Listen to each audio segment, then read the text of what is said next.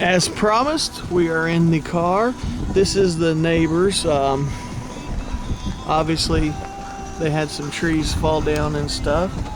Sorry about the shakiness here. I'm trying to drive.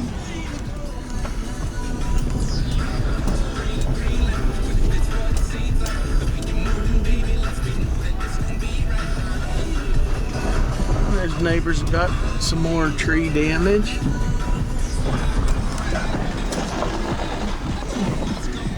This is my neighborhood.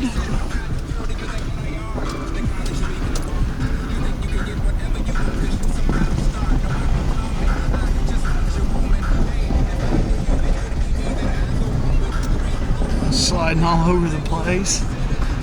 There's some trees bent over but not down. They might make it. That tree right there obviously lost the battle to the ice.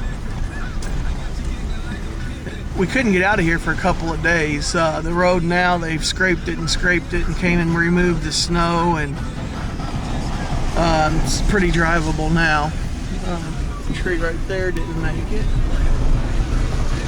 Our neighborhood is really not that bad. They've got, I don't remember what the number was, but I know it's hundreds of thousands of people have been without power for a few days now at least.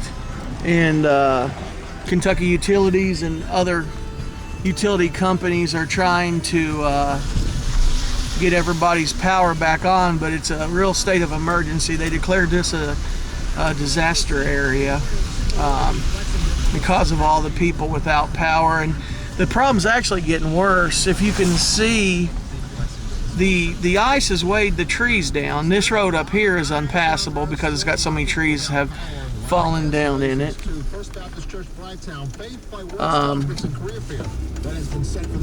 Anyway, a lot of the power lines are going through the trees, and originally it did a lot of damage when it started pulling the trees down. If you can see, all these trees just look very sad. Their branches are drooping and all of that. And I don't know how good it's going to come off on the video, but they're really shining. I mean, they're like silver.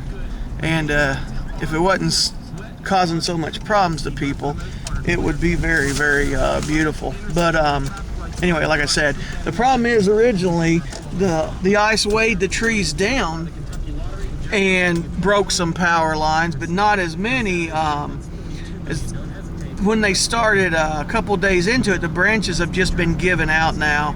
And every time we come out, you can see just huge branches just breaking off the trees and falling, and those are actually pulling the power lines down.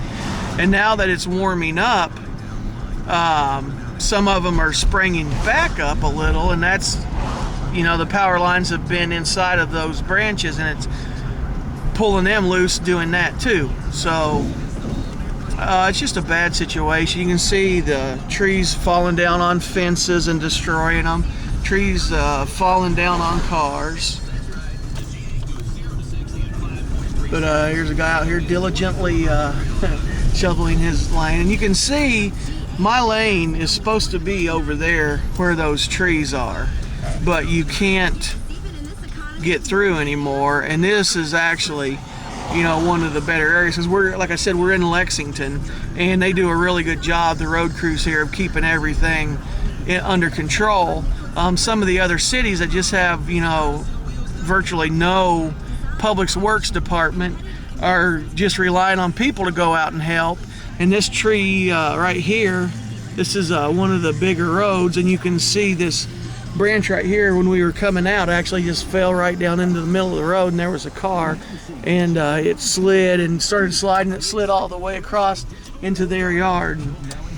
We saw that, and that was kind of scary. I'm sure it was a lot more frightening for them.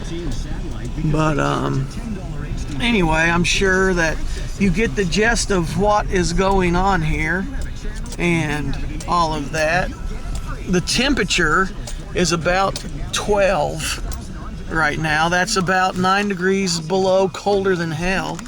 And it is just not very pleasant to be out and about. And like I said, if you can imagine the counties that have to rely on, you know, people just volunteering to go out and clean these roads up. It is not very pleasant to get out. My mom and my aunt and my sister and all them, they've been without power for 4 days now. My grandma luckily is on a different power company, and her lines were on I'm stuck and I can't get out into the road. People are waiting. I got out. The way they just determine whose lines get fixed first is critical. Like if you're on a hospital or a shelter, those type of power lines, you get fixed first. And Grandma is luckily on a higher priority power line, so they got hers up and running really quick. And actually, I don't even know if hers went down. So she's got my mom and my sister and my aunt and just a lot of people staying with her, and I'm sure that's real fun. My brother-in-law went out and bought a generator to power their house, and it's like $1,000 to do that. And but I guess you need power. But if you can see the power lines, they're running right in the middle of all these frozen trees, and you can actually see here the tree has fallen down on the power line, and that's my power line. So we have been anxiously watching this situation right here, and it's really starting to sag.